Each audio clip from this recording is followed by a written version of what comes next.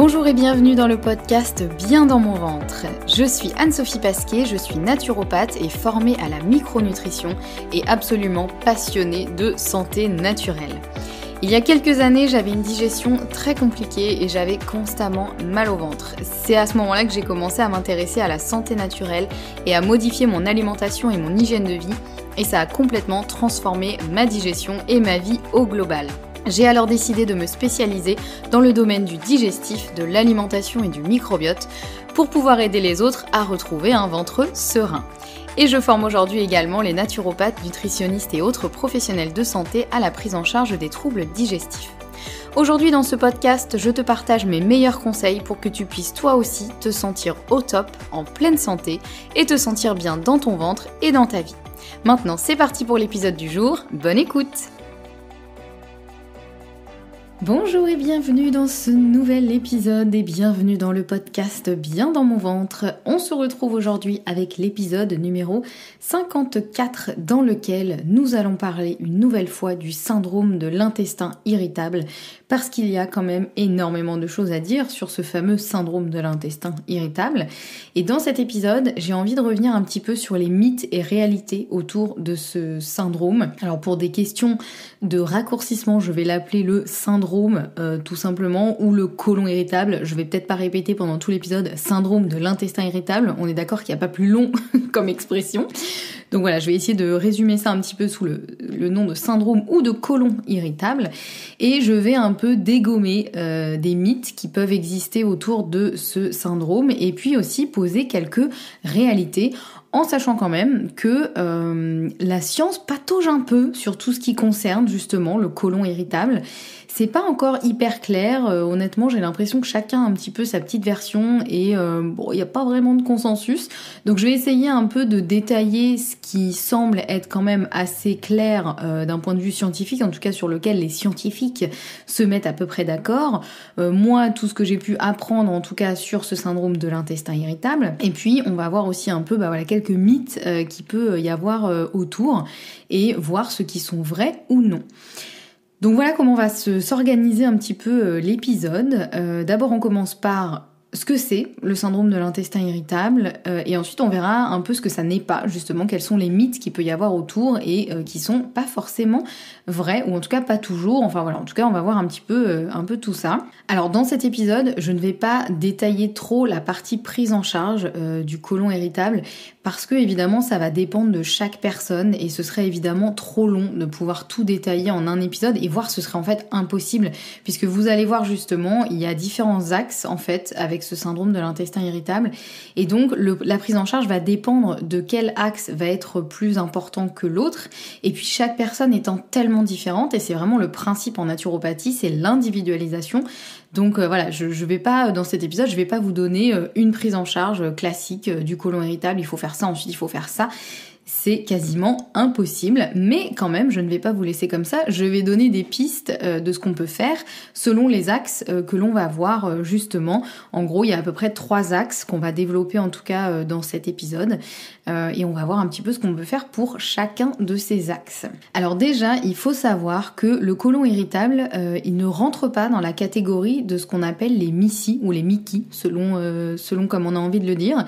Les MICI, donc M-I-C-I, moi je dis MICI, voilà, personnellement. Ça veut dire tout simplement maladie inflammatoire chronique de l'intestin, et ça regroupe par exemple ce qui va être maladie de Crohn, rectocolite hémorragique, etc. Il en existe d'autres. Et dans le cas de MICI, donc de maladie inflammatoire chronique de l'intestin, là on est vraiment dans des cas dans lesquels la muqueuse est altérée. C'est-à-dire qu'aux examens, on voit effectivement que la muqueuse de l'intestin, en particulier l'intestin grêle et le côlon aussi, la muqueuse de l'intestin est abîmée. En fait, c'est vraiment là, ce sont des maladies inflammatoires qui nécessitent soit une opération, soit un traitement médicamenteux, soit parfois les deux. Et souvent, c'est des traitements qui sont quand même assez lourds. C'est des maladies, on va dire. Les MICI, ça rentre vraiment dans le cadre des maladies reconnues, on va dire, parce qu'effectivement, il y a des symptômes qui sont très visibles, en tout cas aux examens, il y a une cause, etc. Enfin, il y a un traitement, donc ça rentre dans le cadre des maladies. Le côlon irritable, en fait, ça rentre pas dans la catégorie des maladies et ce n'est pas un diagnostic. C'est-à-dire que c'est plutôt un peu un contre-diagnostic, j'ai envie de dire, l'intestin irritable. Souvent, c'est quand on a fait des examens, ou que ce soit des examens physiques ou en tout cas quand le médecin a posé tout un certain nombre de questions pour évaluer un peu les symptômes et qu'on a éliminé justement les maladies inflammatoires chroniques de l'intestin, donc ces fameuses MICI. En général, le côlon irritable, c'est un peu ça, c'est-à-dire les personnes vont voir leur gastro-entérologue et le médecin dit ou fait des examens, examine la personne, etc. et dit en gros, bah voilà, vous n'avez pas de maladie inflammatoire, donc ça doit être effectivement un syndrome de l'intestin irritable. Donc c'est pas vraiment un diagnostic, même si bon, il y a parfois des choses quand même. Maintenant, il y a ce qu'on appelle un peu une classification qui a été faite selon les symptômes que l'on va avoir, etc. Mais on va dire que le côlon irritable, c'est plutôt... en fait, quand je dis aussi que c'est pas un diagnostic, c'est qu'on peut pas faire un test, une prise de sang par exemple, qui va dire bah oui, vous avez le côlon irritable. Alors que dans le cas des maladies inflammatoires, en général, on fait une prise de sang et on se rend compte que la CRP, donc qui est le marqueur de l'inflammation, est en général très élevé. Donc là, il y a un facteur tangible, on va dire. Donc le côlon irritable, c'est plutôt, on va dire que ça va regrouper beaucoup d'entités, beaucoup de différents symptômes. En revanche, j'arrive jamais à le dire celui-là. En revanche, il y a une chose sur laquelle tout le monde est d'accord, c'est que derrière ce côlon irritable, il y a ce qu'on appelle une hypersensibilité viscérale. Alors qu'est-ce que c'est une hypersensibilité viscérale ? En fait, c'est tout simplement que dans l'intestin, on a une série de récepteurs qu'on appelle des récepteurs sérotoninergiques, donc c'est-à-dire qui peuvent être liés à la sérotonine et qui normalement sont silencieux, c'est-à-dire que normalement ils sont pas activés. En revanche, quand ils sont activés, ils vont être responsables d'une plus grande sensibilité à la douleur et à la distension. Et ça, c'est hyper important parce que déjà, je dégomme ici un peu en avance un mythe. Le côlon irritable, ça n'est pas que dans la tête. Et ce n'est pas un truc de personnes qui seraient trop douillettes, par exemple. Quand on a le syndrome de l'intestin irritable et qu'on a mal au ventre, ce n'est pas dans notre tête, ça veut pas dire qu'on est juste un peu trop sensible et qu'on ferait mieux de moins s'écouter. C'est que physiquement parlant, il y a effectivement des récepteurs qui normalement devraient être silencieux, mais qui là, pour une raison ou pour une autre, sont activés. Et lorsqu'ils sont activés, eh bien, ça nous développe une plus grande sensibilité à la douleur et à la distension. Donc c'est important aussi ces deux mots parce qu'il y a à la fois une hypersensibilité à la douleur. Donc c'est-à-dire que, je sais pas, si par exemple il y a des choses qui passent dans l'intestin qui ont un petit peu de mal à passer ou qui vont être un petit peu irritantes, et ben du coup ça va activer les nerfs de la douleur, donc on va ressentir la douleur, donc on va avoir mal au ventre. Mais il y a aussi une plus grande sensibilité à la distension. Donc c'est-à-dire que si jamais ça fermente un petit peu trop dans l'intestin, ça a tendance à gonfler, et bien là aussi ça va activer les récepteurs et là aussi ça va nous faire mal. Et ça va être inconfortable.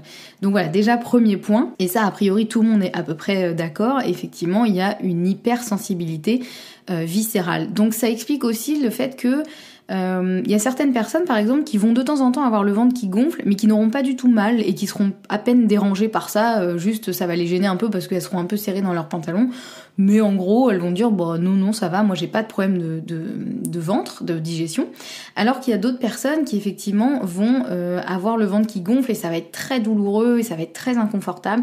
Ben voilà, c'est aussi cette différence là, c'est qu'on est tous différents et que dans le côlon irritable il y a vraiment cette activation de ces récepteurs qui rend du coup hypersensible à la douleur et à la distension, donc vraiment une hypersensibilité viscérale. Voilà, ceci étant dit, il semblerait qu'il y ait à peu près 3 axes dans le syndrome de l'intestin irritable qui peuvent être interconnectés. C'est-à-dire qu'en général, c'est pas juste un axe qui est en jeu et les autres n'existent pas. En général, ils sont plutôt interconnectés, ils vont s'influencer les uns les autres et puis en général, on a un peu des 3, voire beaucoup des 3, ou voire beaucoup de un et un peu de l'autre. Donc voilà, c'est un peu ce que je vais développer ici. Le premier aspect, le premier axe, on va dire, c'est l'aspect nerveux. Et encore une fois, quand je dis nerveux, et je vais faire beaucoup ça va être un peu lourd, mais c'est pour vraiment que les choses soient claires. Et quand je dis donc l'aspect nerveux, ça ne veut pas dire, encore une fois, que c'est dans votre tête, par exemple. Et ça veut pas juste dire que, parfois certains médecins peuvent dire, soyez un peu moins stressés, voire carrément prenez des antidépresseurs et ça ira mieux. Non, voilà, c'est quand je dis aspect nerveux, en fait, bien sûr que ça va être lié au stress, hein, donc là, quand on parle d'aspect nerveux, ça va être presque, ça va être nerveux / émotionnel, évidemment, hein. Ça va beaucoup être le cas, on va dire, chez les personnes, et peut-être vous allez vous reconnaître dans cette situation. Et moi, je sais que ça a été un peu mon cas aussi, pas complètement, mais quand même un petit peu. Si, en gros, vous avez tout le temps mal au ventre, sauf pendant les vacances. Et que là, pendant les vacances, tout va mieux. Vous avez l'impression que vous pouvez manger n'importe quoi et que tout va passer, alors qu'à partir du moment où vous reprenez votre vie active, on va dire, vous retournez au travail, vous retournez à l'école, vous retournez en tout cas à votre routine habituelle, et bien là, les problèmes recommencent. Alors pourquoi ? Il semblerait qu'effectivement, il y ait plusieurs aspects aussi sur ça. La raison première, il semblerait, c'est que le stress a tendance à jouer beaucoup sur la qualité du mucus. Et ça, je vous en avais déjà parlé dans des épisodes sur notamment le FUT2, ce fameux gène qui va déterminer la qualité de notre mucus intestinal. En fait, le stress, il va avoir tendance à diminuer la quantité de mucus protecteur. Et donc ce mucus, petit rappel, le mucus que l'on a dans l'intestin, il va servir à beaucoup de choses, mais il aura notamment un rôle protecteur en fait. Il va vraiment protéger la muqueuse. C'est comme un peu un petit gel visqueux qui va se mettre sur la muqueuse et qui va la rendre moins accessible à de potentielles bactéries qui seraient pathogènes, à des potentiels irritants, à des potentielles agressions physiques. Voilà, en gros le mucus c'est vraiment un peu votre petit airbag de l'intestin qui va vraiment permettre de protéger la muqueuse intestinale. Et ce mucus, quand il est diminué en quantité ou altéré en qualité, eh bien cette petite muqueuse elle est beaucoup plus exposée, donc elle est beaucoup plus sensible aussi, ce qui va aussi augmenter l'hypersensibilité viscérale, parce que vous voyez c'est comme si vous mettez une combinaison un peu rembourrée, imaginons, et puis il y a quelqu'un qui vous tape dessus. Bah si vous avez une combinaison rembourrée, vous allez beaucoup moins sentir les coups, du coup voilà, vous allez avoir l'impression que on vous frappe pas très fort. Alors que si on enlève cette combinaison rembourrée, mais que la personne continue à vous frapper avec la même intensité, bah là vous allez le sentir. Bah là c'est un peu ça, c'est un peu l'idée aussi, c'est que vraiment le stress, il va vraiment perturber ce fameux mucus qui est vraiment absolument primordial. Et d'ailleurs, je vous en parlais en long, en large et en travers dans l'épisode sur le FUT2. Je vous remets le lien vers l'épisode en description de cet épisode-ci. Si vous ne l'avez pas encore écouté, c'est hyper important. Et clairement, le FUT2 et tout ce que ça implique, ça jouera aussi beaucoup dans le côlon irritable. Donc c'est aussi un axe évidemment que j'ai pas développé ici parce qu'il est imbriqué dans l'axe de l'aspect nerveux. Mais évidemment, le mucus, ça va être aussi hyper important. Donc voilà, le stress, il va vraiment altérer le mucus, donc rendre la muqueuse plus vulnérable. Et le stress, il va aussi perturber le microbiote. Et ça, c'est pareil, on commence à vraiment le savoir et le valider par la science. Donc le stress impacte le microbiote, et le microbiote a aussi un rôle sur notre capacité à gérer le stress. Donc c'est vraiment un peu un cercle vicieux ou un cercle vertueux selon le sens dans lequel on va le prendre, mais en tout cas le stress et le microbiote sont clairement interconnectés. Donc si le stress va perturber le microbiote, potentiellement il va y avoir une dysbiose, donc c'est-à-dire un déséquilibre de ce microbiote. Et là où ça peut être un peu compliqué justement, et où l'aspect nerveux peut vraiment entrer en compte, si cette dysbiose elle entraîne une diminution des bactéries productrices de butyrate. Le butyrate, c'est un acide gras à courte chaîne qui est très bénéfique pour le cerveau et qui va permettre justement de limiter, on va dire, entre autres, il a plein de rôles, mais un de ses rôles ça va être de limiter l'anxiété. Et bien si jamais ce déséquilibre du microbiote fait qu'on a moins de bactéries qui vont produire ce fameux butyrate, et bien on sera du coup un peu plus anxieux. Donc là c'est un peu le cercle vicieux, puisque plus on est anxieux, plus le stress va jouer sur la qualité du mucus, plus la muqueuse sera sensible, et donc plus il y aura d'hypersensibilité viscérale. Ces petits acides gras à chaîne courte, je pense qu'il faudrait que je leur fasse carrément un épisode de podcast entier sur eux, parce que c'est un peu aussi la nouvelle découverte, j'ai l'impression, scientifique. Il y en a différents des acides gras à chaîne courte. On connaît principalement le butyrate, il y a aussi le propionate et l'acétate, je suis pas sûre du troisième nom, j'ai peur de dire une bêtise, donc bref, il en existe plusieurs en tout cas, et on se rend compte qu'ils sont absolument nécessaires, et c'est pour ça que c'est important d'avoir suffisamment de bonnes bactéries qui vont produire ce fameux butyrate qui va venir du coup être très bénéfique pour le cerveau. Donc si on n'en a pas assez, potentiellement plus d'anxiété, donc cercle vicieux. Même chose si jamais on manque à cause de cette dysbiose de bactéries qui vont aider à produire le GABA. Le GABA, c'est un neurotransmetteur qui permet vraiment de ralentir. C'est le frein en fait. Le GABA, c'est vraiment le frein qui va nous permettre de ralentir, de se détendre. Donc si on en manque, c'est pareil, du coup, on va avoir tendance à être un petit peu plus stressé, un peu plus anxieux et anxieuse. Donc on retourne dans notre cercle vicieux. Même chose si on a plus de bactéries en trop grand nombre qui sont plutôt pro-inflammatoires, ça on va le voir dans le deuxième axe, mais là ce sera aussi problématique puisque ça risque d'altérer la muqueuse. Donc le stress il va jouer sur l'hypersensibilité et aussi sur la perméabilité intestinale, donc vraiment la qualité de la muqueuse et sa capacité à retenir ce qui doit rester dans l'intestin et à ne laisser passer que ce qui doit réellement passer. Et on en parle aussi beaucoup aujourd'hui de cette hyperperméabilité intestinale où en fait normalement l'intestin ça devrait être quelque chose de vraiment très très blindé et très fermé et qui ne laisse passer que ce qui doit passer et qui empêche absolument les mauvaises choses de passer puisque c'est un endroit en fait l'intestin qui est finalement extérieur. En fait je vais essayer de faire une phrase, c'est peut-être pas hyper clair mais l'intérieur de l'intestin ça reste en fait extérieur à nous-mêmes. C'est-à-dire que quand on mange quelque chose, on a l'impression que ça rentre à l'intérieur de nous-mêmes puisqu'on le met dans notre bouche et on l'avale. Sauf qu'en fait on parle bien d'un tube digestif et en fait ce tube digestif il commence à la bouche, il se termine par l'anus et en fait tout au long de ce tube digestif ça reste entre guillemets à l'extérieur de nous et il y a uniquement certaines choses, notamment les nutriments, les vitamines, etc. qui vont passer la barrière intestinale, qui vont rentrer dans la circulation sanguine. Donc là, ça rentrera à l'intérieur de nous-mêmes. Mais en fait, on peut très bien manger quelque chose, puis l'éliminer par l'anus quasiment intact. Si jamais vous mangez un truc qui n'est pas comestible, par exemple, alors ne faites pas ça, mais si vous mangez, pas moi, un noyau de cerise, par exemple, eh bien, il va transiter à l'intérieur de vous et il va ressortir quasiment intact. Donc en fait, il sera resté plus ou moins à l'extérieur de vous, puisque lui, clairement, il ne va pas passer la barrière intestinale, j'espère pas en tout cas, et passer dans le sang.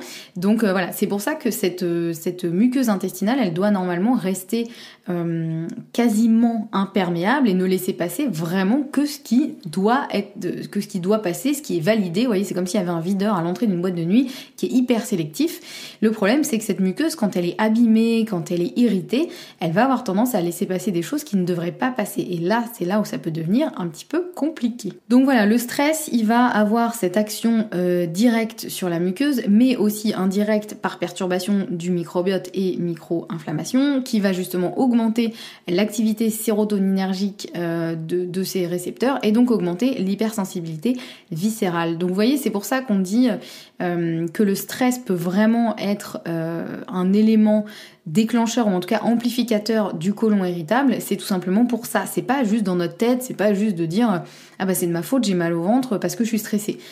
Oui, effectivement, vous avez peut-être mal au ventre parce que vous êtes stressé, mais c'est pas juste dans votre tête, c'est que vraiment au niveau physique il se passe quelque chose.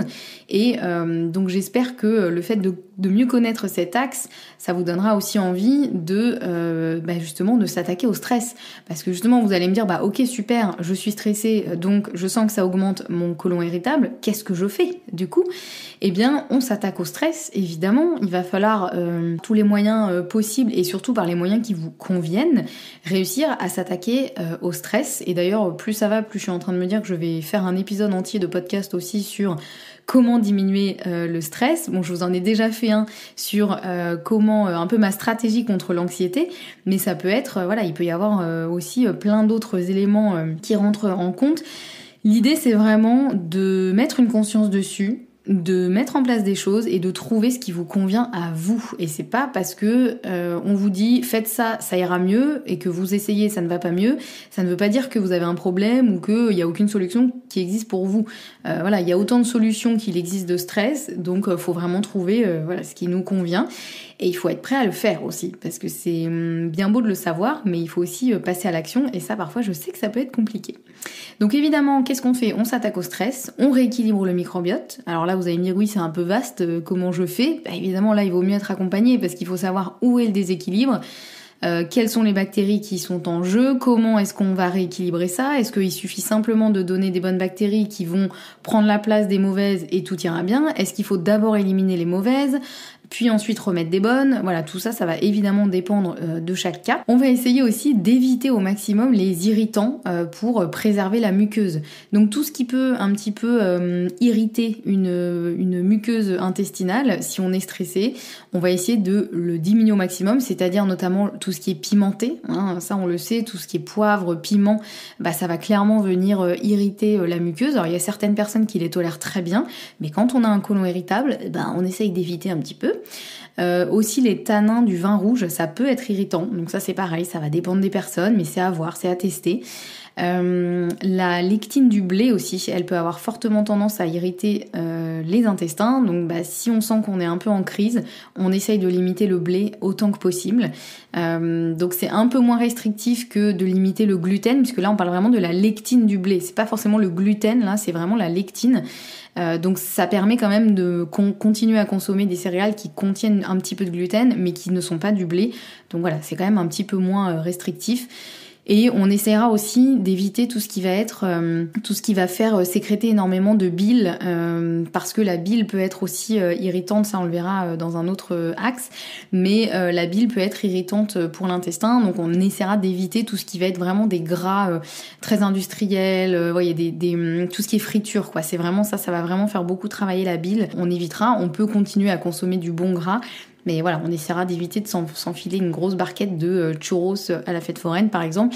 Ça, il se peut que ça ne passe pas très bien. Donc voilà pour notre premier axe qui est effectivement l'aspect nerveux. On passe au deuxième axe qui va être l'aspect un petit peu plus inflammation. Donc là, effectivement, je dis inflammation, on est d'accord qu'on n'est pas dans une maladie inflammatoire chronique de l'intestin, mais il n'empêche qu'on peut quand même avoir de l'inflammation. C'est pas parce que on n'a pas une maladie inflammatoire qu'on n'a pas du tout d'inflammation. On peut quand même avoir une inflammation qui est là, qui est présente. Souvent c'est ce qu'on appelle une inflammation de bas grade, c'est-à-dire qu'elle n'est pas forcément visible aux examens, en revanche elle est tout le temps là de manière chronique et en fait ses effets ils vont être vraiment néfastes sur le long terme. C'est comme si vous voyez, plutôt que d'avoir un énorme incendie qui va tout brûler, là vous avez un espèce de feu qui couve, vous voyez, tous les cendres, vous voyez un peu le feu qui couve et puis il y a un moment il va quand même tout grignoter par le bas et il va finir par vraiment altérer le sol qu'il est en train de brûler. Donc voilà, là c'est un petit peu la même chose. Alors, à quoi elle peut être due cette inflammation ? Souvent, ça va être dû à une dysbiose qui va justement favoriser les bactéries pro-inflammatoires. Ça peut être, comme je vous disais, il y a certaines bactéries qui sont super bénéfiques, qui vont nous sécréter des bons petits produits pour notre cerveau comme le butyrate. Il y a des bactéries qui vont permettre de améliorer la qualité du mucus. Il y a plein de bactéries qui vont être vraiment nos meilleurs amis, qui vont nous rendre service, qui vont vraiment bien payer leur loyer, vous voyez, le loyer dans notre intestin. Elles vont vraiment chouchouter l'environnement, refaire la déco et tout. Et puis il y a d'autres bactéries qui au contraire, elles vont avoir tendance à un peu dégrader l'endroit. Et celles-ci, quand elles ont tendance à être trop importantes, là ça peut devenir problématique parce que c'est des bactéries qui vont être pro-inflammatoires, c'est-à-dire qu'elles vont sécréter des produits qui vont justement venir irriter la muqueuse, qui vont venir inflammer la muqueuse. Donc ça, c'est effectivement, dans ces cas-là, ça vaut le coup de faire un examen du microbiote. Je vous ai fait un épisode de podcast entier sur les différents tests que l'on peut faire pour analyser son microbiote. Et là, ça peut être intéressant effectivement de faire ce genre de test pour voir est-ce qu'on a beaucoup de bactéries pro-inflammatoires, est-ce que finalement ça va.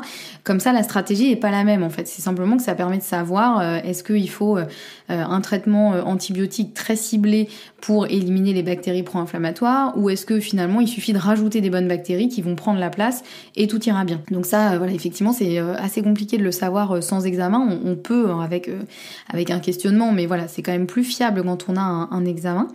Et puis il faut voir aussi s'il n'y a pas des intolérances alimentaires, puisque parfois les intolérances alimentaires, ça crée en fait une réaction immunitaire dans le corps et particulièrement dans l'intestin, et donc ça peut créer de l'inflammation. Donc ça c'est pareil, il existe aussi, alors soit on le sait direct, par exemple l'intolérance au lactose, on sait que si on mange du lait, clairement on va pas se sentir bien dans les heures ou les jours qui suivent. En général il y a des diarrhées, des douleurs, des problèmes de peau, des choses comme ça, mais il y a aussi des intolérances alimentaires qui sont plus sournoises parce que la réaction elle est pas immédiate, la réaction elle peut aller jusqu'à plusieurs jours après avoir mangé l'aliment, donc on n'arrive pas forcément à faire la connexion. Et puis parfois on n'a pas une réaction fulgurante, donc on se dit bah non, ça doit pas être ça, parce que si j'étais vraiment intolérant, j'aurais une grosse réaction, là je le saurais direct. En fait on a tendance à confondre souvent intolérance et allergie. Effectivement une allergie c'est une réaction quasi immédiate et très très violente.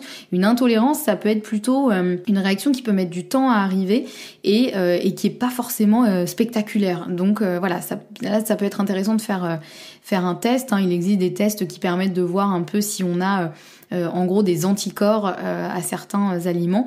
Et si on voit, par exemple, il y a plusieurs cas de figure. Il peut y avoir un anticorps très fort sur un aliment et les autres sont ok. Bon bah au moins on identifie l'aliment, on sait que là effectivement il y a tel aliment, il va falloir l'éliminer pendant un temps, le temps de retravailler sur l'intestin, puis peut-être pourquoi pas le retester ensuite, voir si ça passe ou pas, puisque la qualité de l'intestin va jouer aussi évidemment dans la réponse immunitaire. Ou soit par contre on fait un test de ce qu'on appelle donc les IgG, qui sont effectivement ces anticorps aux intolérances alimentaires notamment, et on se rend compte qu'il y en a énormément. Et ça peut faire peur. Moi, j'ai plusieurs personnes qui m'ont contacté en me disant mais je comprends pas, j'ai reçu mon test des IgG, j'ai absolument tout ce que je mange. En fait, ça se retrouve dans mes intolérances. Donc ça veut dire qu'il faut que j'arrête de manger tout ce que je mange. Non, en fait, là, ça veut simplement dire que la muqueuse, elle est complètement perméable. Elle laisse passer beaucoup trop de choses qu'elle ne devrait pas laisser passer. Donc en fait, le corps se met à réagir à tout. Donc c'est un peu à la fois la bonne nouvelle dans le sens où ça veut pas dire qu'il faut arrêter tous les aliments que vous consommez et qui sont en général nos aliments préférés. Ça veut simplement dire que là, il va falloir travailler vraiment sur la muqueuse et la renforcer et la blinder pour qu'elle ne laisse pas passer ce qu'elle ne devrait pas laisser passer, et donc que le système immunitaire arrête de s'enflammer et de prendre tout ce qui passe pour des ennemis, parce que c'est ce qui finit par se passer effectivement. Donc voilà, c'est important aussi d'aller voir sur ça, puisque les intolérances alimentaires dans ce cas-là, ou l'hyperperméabilité intestinale, ça peut créer effectivement de l'inflammation, puisque le corps, pour se défendre, va faire tout ce qu'il peut, donc il peut aussi réagir par de l'inflammation. Donc ça, c'est des points à vérifier. Et puis, il peut y avoir aussi, comme je l'évoquais juste avant, une muqueuse qui va être irritée par ce qu'on appelle une malabsorption des sels biliaires. En fait, la bile, c'est vraiment une substance qui est sécrétée par le foie et qui va permettre de digérer le gras. C'est vraiment ce qui va dissoudre un peu le gras que l'on va absorber et qui va le rendre absorbable dans l'intestin. Donc cette bile, elle est hyper importante. Elle a aussi plein d'autres rôles. Notamment, elle va aussi lubrifier le bol alimentaire. Donc c'est pour ça que les régimes où on a tendance à totalement éliminer le gras, ça peut entraîner de la constipation, parce que finalement le bol alimentaire et donc les selles ne sont plus lubrifiés, donc ça ne passe plus et ça reste tout sec, tout bloqué dans l'intestin. Donc c'est pour ça qu'il faut aussi consommer suffisamment de bons gras au quotidien. Ça, je vous en parlais notamment dans l'épisode sur les oméga 3. Mais voilà, il se peut que parfois les sels biliaires, donc ils peuvent être assez irritants pour l'intestin. Et si on a un intestin qui est déjà un petit peu fatigué, abîmé, inflammé, là effectivement c'est un peu comme si on passait du papier à poncer, quoi. Pardon pour cette image qui fait un peu mal, mais en gros c'est un peu ça. Et ça on le voit surtout si on a un côlon irritable avec beaucoup de diarrhée et un peu une sensation d'urgence, vous voyez, c'est-à-dire vous mangez un truc et dans les heures qui suivent, là il y a une diarrhée un peu fulgurante qui arrive et on peut pas vraiment se retenir, quoi. Dans ce cas-là, il se peut quand même fortement que ce soit un problème de malabsorption des sels biliaires. En fait, ces sels biliaires, normalement, donc ils servent à la digestion des graisses et ils sont réabsorbés dans l'intestin. Le corps est quand même bien fait, il essaie de réutiliser tout ce qu'il peut, et donc ces petits sels biliaires, une fois qu'ils arrivent dans l'intestin, le microbiote va faire son petit boulot, parce que le microbiote a un très gros rôle dans la réutilisation des sels biliaires. Mais il se peut que le microbiote, il n'arrive pas du tout à faire son boulot parce qu'il est déséquilibré. Donc une fois que ces sels biliaires arrivent dans l'intestin, ça va irriter tout ça. Ça va être un peu comme mettre un coup de gros lance-flamme sur l'intestin. Et donc évidemment là, ça crée une grosse inflammation, une grosse diarrhée, grosse douleur. Donc voilà. Donc là, c'est aussi à voir, surtout si la personne ne supporte pas trop le gras. Peut-être que vous allez vous reconnaître si vous sentez que quand vous mangez du gras, et particulièrement du gras industriel, vous voyez, pas forcément C'est pas forcément si vous mangez, je sais pas moi, un truc un peu gras mais avec du bon gras, par exemple avec des oméga 3. Ça peut être le cas aussi, quand vraiment il y a une grosse sensibilité, et même le bon gras, ça fait quand même sécréter de la bile. Donc il se peut aussi que même les bons gras ne passent pas. Mais en général, c'est plutôt tout ce qui va être, vous voyez, un repas, par exemple on va au restaurant, on va manger un truc un peu plus gras, avec un peu de friture, des frites ou des beignets, des trucs un peu frits. Et là, si vous sentez qu'effectivement ça a tendance à vraiment pas passer et qu'après c'est la diarrhée assurée, il se peut qu'effectivement il y a un petit problème de gestion et de digestion justement des graisses, de gestion de la bile et de ces sels biliaires. Donc qu'est-ce qu'on fait dans ces cas-là ? Il faut effectivement dans un premier temps limiter les aliments qui vont favoriser la sécrétion de bile, donc notamment les graisses frites, les graisses cuites, les graisses trans industrielles, l'alcool aussi, ça va aussi jouer. Le jaune d'œuf par exemple, faudra essayer d'éviter, en tout cas sur un temps. Évidemment travailler sur le microbiote, ça c'est quand je dis éviter les aliments qui favorisent la sécrétion de bile, c'est temporaire, c'est vraiment le temps de rééquilibrer le microbiote, et donc le vrai travail ça va être de travailler sur le microbiote pour le rééquilibrer, pour faire en sorte qu'il y ait moins de bactéries pro-inflammatoires, plus de bactéries bénéfiques, pour rééquilibrer tout ça et faire en sorte que on digère mieux les graisses, les sels biliaires, et que on soit moins en inflammation chronique.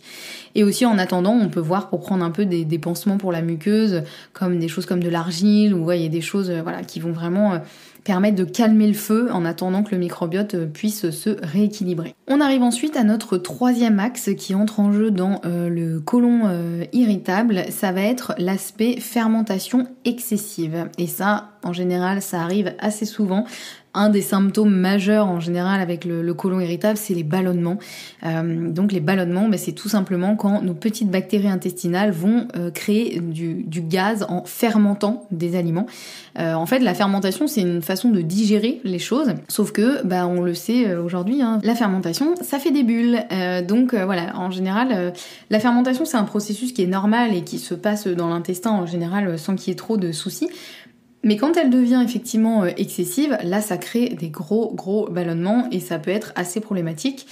Donc à quoi elle peut être due cette fermentation excessive ? Ça peut être déjà s'il y a une intolérance à un aliment, notamment le lactose, par exemple quand on est intolérant au lactose, si on mange quelque chose qui en contient, et particulièrement du lait ou je sais pas des glaces, des choses qui contiennent beaucoup de lactose, on va avoir tendance à ballonner très fortement et avoir en général une diarrhée. Donc voilà, ça peut être ça peut être simplement qu'on ne digère pas du tout cet aliment. Donc les bactéries, elles vont essayer, elles, de le digérer en le fermentant, mais donc elles vont faire des grosses bulles de gaz qui vont faire très très mal et qui vont être aussi assez handicapantes.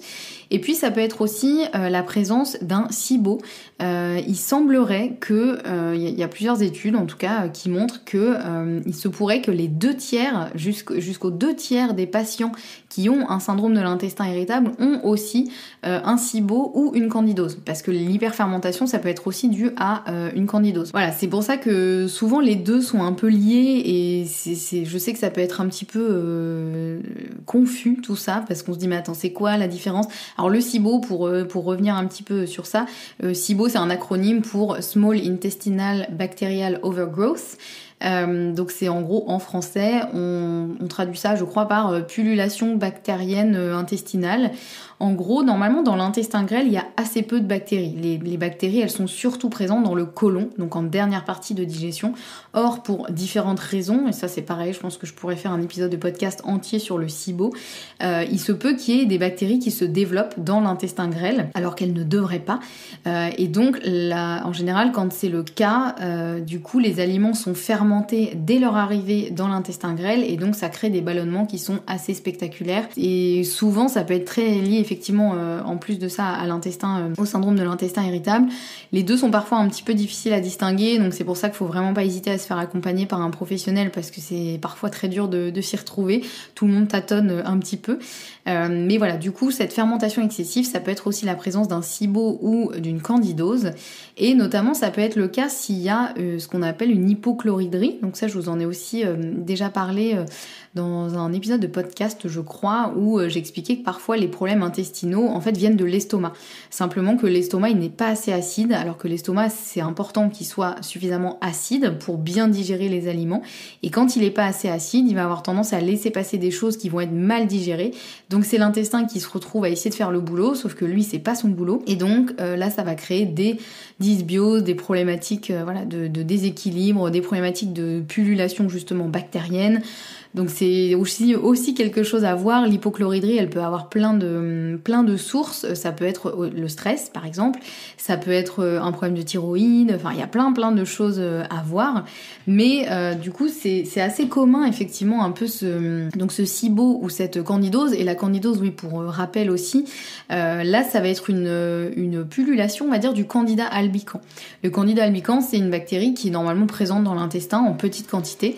Sauf que dans certains cas, et dans malheureusement beaucoup de cas, il va avoir tendance à se surdévelopper, à prendre beaucoup trop de place.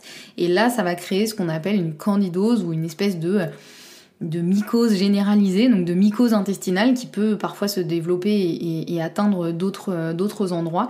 Et là, ça peut devenir vraiment problématique parce que le candida albicans, quand il est trop développé, il peut être vraiment méchant. Donc c'est pareil, ça c'est des choses où il faut vraiment s'en occuper. Donc quand il y a effectivement cette fermentation excessive, en gros les bactéries elles vont juste hyper fermenter des aliments et créer des gaz qui vont non seulement provoquer des ballonnements intenses, donc des douleurs, mais aussi perturber la digestion, puisqu'en fait quand l'intestin il est distendu comme ça va aussi altérer son fonctionnement et parfois ça peut même arriver jusqu'au niveau de l'estomac.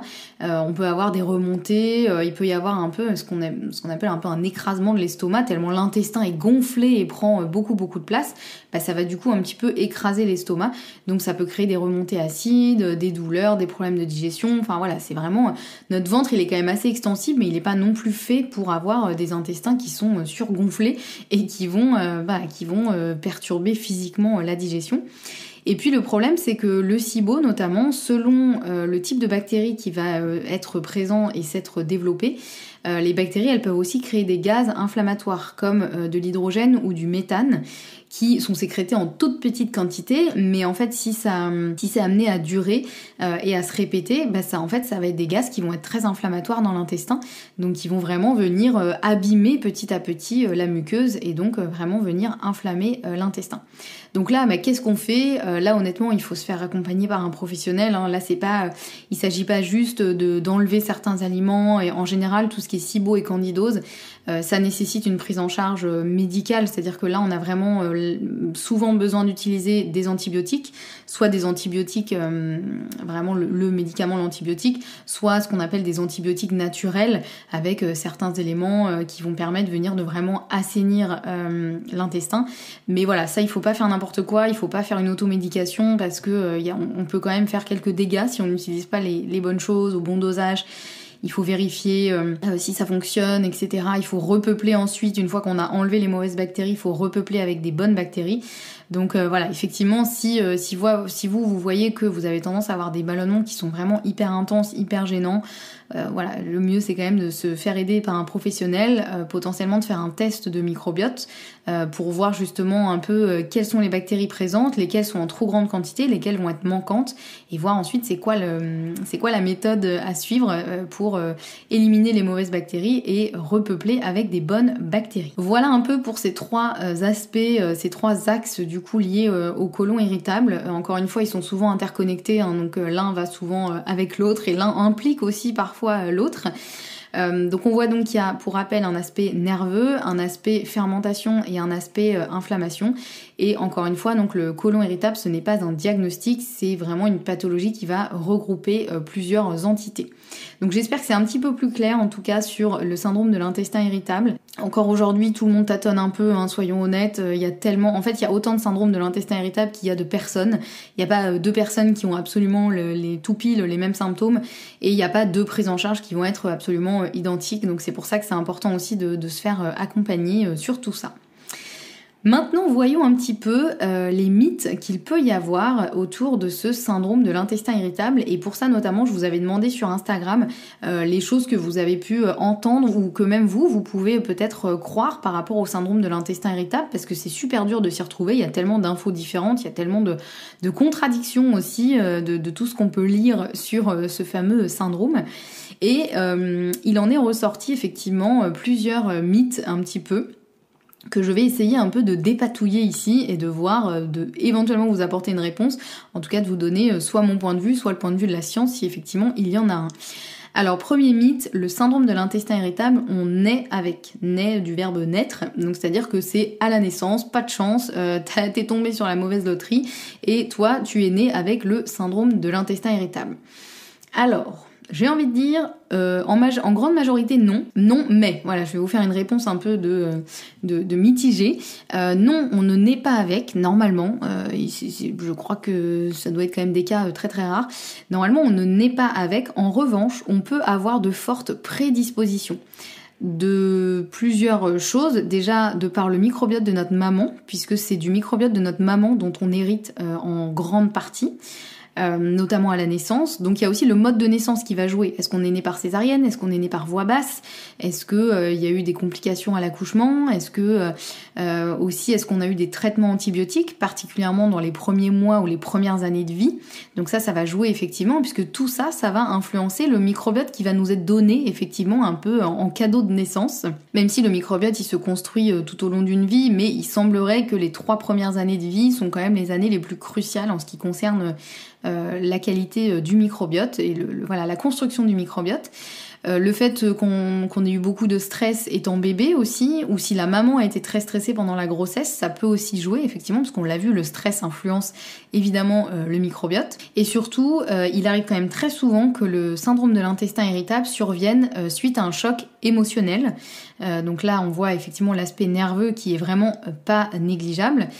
Ça peut aussi arriver suite à une grosse infection intestinale, ça peut arriver qu'on chope une gastro ou qu'on voyage dans un pays, qu'on chope la tourista, qu'on ait mangé un truc qui passe pas ou qui était contaminé, et ensuite à ça nous développe, en fait ça déclenche on va dire un syndrome de l'intestin irritable, ou ça peut aussi survenir suite à une période de grand stress. Donc voilà, il y a plein d'aspects qui font que le syndrome de l'intestin irritable, il y a certaines personnes qui l'ont depuis leur plus tendre enfance, et par exemple c'est mon cas, et il y a aussi des personnes qui vont le déclencher à 20 ans, à 30 ans, à 40 ans, à 50 ans. Bon, en général c'est plutôt, je crois, vers la vingtaine, trentaine que on a tendance à déclarer ce genre de choses. Un peu plus tard, c'est plus rare, mais ça peut aussi, suite à un choc émotionnel ou voilà, une période de vie un peu plus compliquée, ça peut effectivement se déclencher. Évidemment, oui, je l'ai pas dit, mais c'est pas contagieux, c'est pas du tout quelque chose que l'on se transmet. Donc c'est pas contagieux. Par contre, l'aspect génétique à voir, parce qu'effectivement, comme je l'ai dit, on hérite du microbiote de notre maman. Donc voilà, par exemple, si on sait qu'on a un terrain plutôt fragile à ce niveau-là, ça peut être intéressant quand on a des enfants de faire tout ce qu'on peut pour essayer de renforcer leur microbiote dans les premières années de vie particulièrement, pour essayer de leur donner le plus beau cadeau de naissance possible, on va dire, à ce niveau-là. Un autre mythe au sujet du syndrome de l'intestin irritable, c'est que on pense souvent qu'on ne peut rien y faire, que c'est irréversible. Et là, c'est pareil, je vais vous faire une réponse un peu mitigée. Oui et non. C'est-à-dire que je ne pense pas qu'il soit possible de complètement guérir du syndrome de l'intestin irritable, sauf si quand même, petit bémol, si jamais ça s'est déclaré très tard dans votre vie, enfin très tard, c'est-à-dire pas durant l'enfance, et que c'était des symptômes assez mitigés, assez faibles, on va dire. Dans ce cas-là, pourquoi pas? Effectivement, c'était peut-être simplement un déséquilibre, voilà, et pourquoi pas, si on arrive à rétablir l'équilibre assez rapidement, il est peut-être possible, effectivement, que ça disparaisse vraiment pour toujours. Mais en général, le syndrome de l'intestin irritable, une fois qu'il est là, on apprend à vivre avec, donc on n'en guérit pas vraiment à 100%, mais on peut vraiment y faire quelque chose. Ça n'est pas du tout une fatalité et on peut vraiment prendre en charge à la fois les différents symptômes et surtout les différentes causes et travailler dessus. Et si on arrive, par exemple, si le microbiote est complètement déséquilibré et qu'on arrive à le rééquilibrer, dans ce cas-là, la très très grande majorité des symptômes va disparaître disparaître. En revanche, il n'est pas arrivé pour rien, ce syndrome de l'intestin irritable, donc il est fortement possible qu'on garde une certaine sensibilité et il faudra sûrement faire un petit peu attention toute notre vie, et particulièrement en grosse période de stress, de fatigue, de changement de vie, de bouleversement, ou si on rechoppe une infection intestinale par exemple, là il faudra particulièrement faire attention de bien reconstruire tout ça et de bien reconstruire les fondations.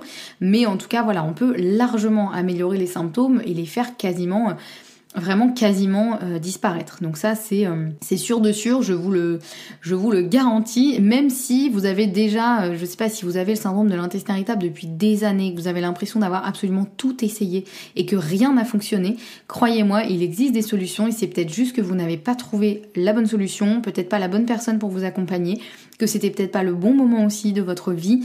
Donc voilà, il y a plein de paramètres, mais vraiment il existe des solutions. Un autre mythe qu'on peut avoir sur le syndrome de l'intestin irritable, c'est que ce n'est que dans la tête. Bon, ça je pense que vous l'avez compris depuis le début de l'épisode, j'arrête pas de vous le rabâcher. Non, effectivement, ce n'est pas que dans la tête. Alors oui, on a vu qu'il peut y avoir un fort aspect nerveux, ça c'est indéniable, mais ça ne veut pas dire que c'est dans notre tête, c'est simplement qu'il y a effectivement une hypersensibilité viscérale, mais ça c'est pas de l'imagination, c'est pas de la simulation. Pour le coup, le seul lien qu'on pourrait faire, c'est que effectivement, en général, le côlon irritable, ça arrive surtout sur des profils assez anxieux, assez nerveux. On va dire, c'est quand même assez rare que ça arrive sur des profils de personnes hyper zen, que rien ne déstabilise. Donc les gens font souvent un raccourci et disent « Ah mais c'est dans la tête, c'est juste que t'es trop stressé et apprends à te détendre, ça ira mieux ». C'est un petit peu un raccourci, on va dire. Donc voilà, effectivement, il y a un lien avec l'aspect nerveux, mais ça ne veut pas dire que c'est dans la tête. Et puis aussi, ce qui peut être déstabilisant, c'est que parfois, effectivement, ça vous me l'avez dit aussi sur Instagram, parfois ça arrive d'un coup, et puis ça disparaît aussi d'un coup. C'est-à-dire que vous avez des symptômes un moment, et puis d'un coup ça disparaît, vous comprenez pas pourquoi, alors que vous avez rien changé, ou... il n'y a pas vraiment de logique. Donc effectivement, on peut penser que c'est dans la tête, mais pourtant c'est quand même bien lié à quelque chose de physique, et j'espère que vous l'avez compris justement grâce à cet épisode. Un autre mythe que l'on peut entendre, c'est que la solution, c'est simplement d'enlever certains aliments, et c'est tout, et que ça va tout régler. Alors quand je parle de certains aliments, on peut penser notamment effectivement au FODMAP. Moi je vous en ai beaucoup parlé sur ma chaîne YouTube et sur Instagram. Effectivement, on peut penser aussi au fait d'enlever les féculents, le gluten, les produits laitiers. Le problème, c'est que le fait d'enlever certains aliments, effectivement, ça va pouvoir réduire les symptômes. Ça, c'est sûr, il y a plein d'aliments qui vont être un petit peu plus pro-irritants, pro-fermentation. Donc effectivement, le fait de les enlever, ça va améliorer les symptômes, mais ça ne résoudra pas le problème. Surtout si vous avez un problème de déséquilibre du microbiote.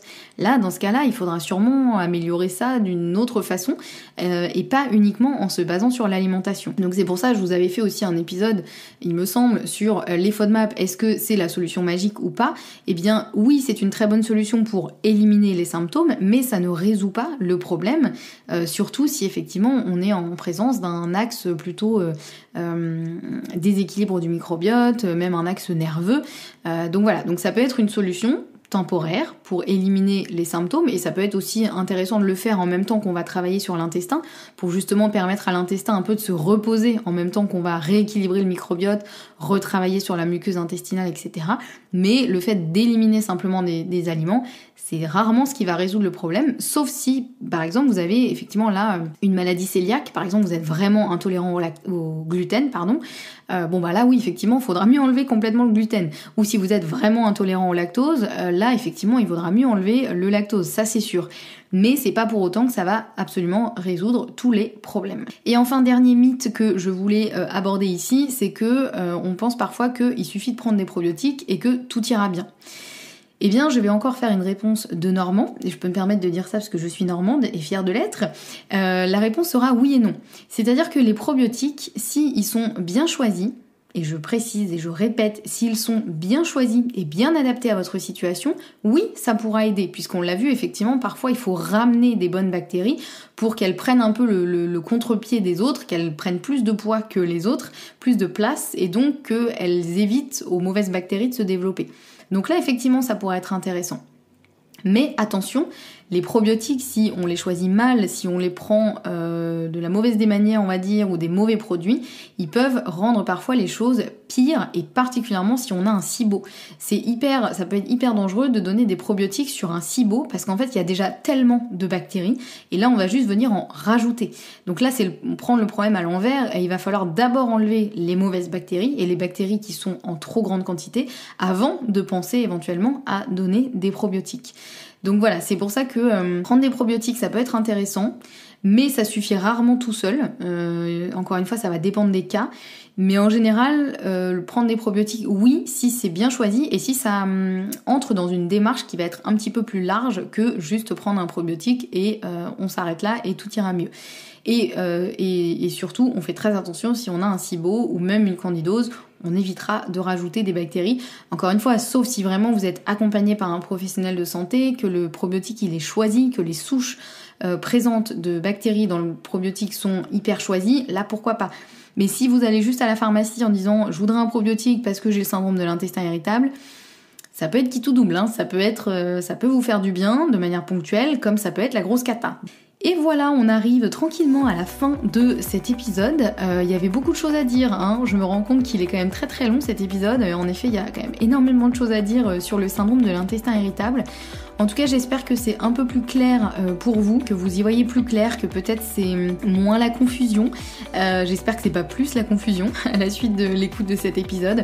En tout cas, n'hésitez pas à réagir à cet épisode, à m'envoyer un message sur Instagram ou à commenter le post de l'épisode sur Instagram pour me faire vos retours, me poser vos questions, me donner peut-être d'autres mythes que vous avez entendus sur le syndrome de l'intestin irritable et sur lesquels vous savez pas est-ce que c'est vrai, est-ce que c'est pas vrai. Voilà, s'il y a besoin, je referai un épisode sur le sujet. En tout cas, sinon, je serais ravie de répondre à vos questions du mieux que je peux sur Instagram. N'hésitez pas, si cet épisode et si le podcast vous plaise, à laisser un avis sur votre plateforme d'écoute préférée. Et puis pensez aussi, si vous avez envie, à vous inscrire à la newsletter, puisque chaque semaine j'envoie mes meilleures infos et mes meilleurs conseils santé pour la santé au naturel, liés de près ou de loin à la digestion. Donc voilà, vous pouvez me retrouver un petit peu sur toutes ces plateformes. En tout cas, je vous souhaite une très bonne journée ou soirée selon votre heure d'écoute. On se retrouve la semaine prochaine avec un nouvel épisode. Et en attendant, prenez bien soin de vous. À très vite.